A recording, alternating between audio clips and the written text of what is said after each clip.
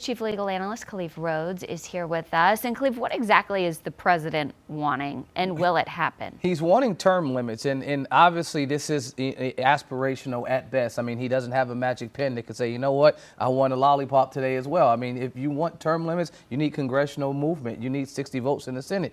He doesn't have that. Even if they win and do a landslide in November, he still won't have that. And so this is aspirational at best. He says, I endorse, I support, I encourage, I do everything, but I can't make it happen. So right now, all of this is just wishful thinking. And again, there's a reason we have three branches of government here in our country. It's the way it was established. And you're right, he can't move from, executive and the judicial side can't overreach there. But why this change now? Is it because of some of the decisions that have happened 100% with his predecessor, with Trump? 100%. Yeah. I mean, the former president, Donald Trump, put 3 folks on there, and those individuals have, changed history in the last 4 to 5 decisions that they've made. You're talking about LGBTQ, affirmative action, and the most recent Dobbs decision. I mean, the presidential immunity. Each one of those decisions will have effects maybe for the next 20, 30, 40 years. And so the Supreme Court is a hot button issue. So this is probably more political than anything. His comments to saying I endorse, I mean, sounds more like a political comment than something from a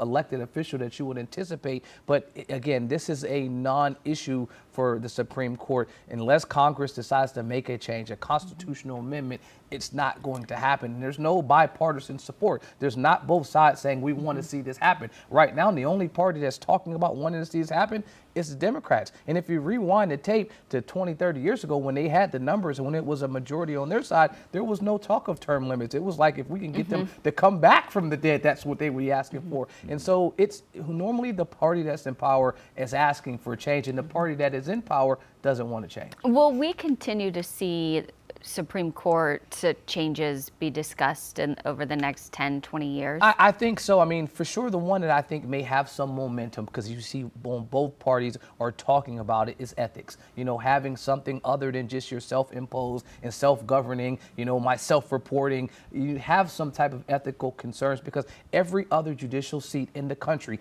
outside of our Supreme Court justices have ethical rules that they have to follow. They have different mandates that they have to adhere to. And these are the only body that say, you know what, we can adhere to ourselves, that we have no one else that we have to respond to. And that is, there's no checks and balance. If we have the 3 branches that are supposed to check and balance one another, it does seem to be missing. I think there is legs there to see support behind, and he's asking for that. I think that one can be pushed through, and it's not political.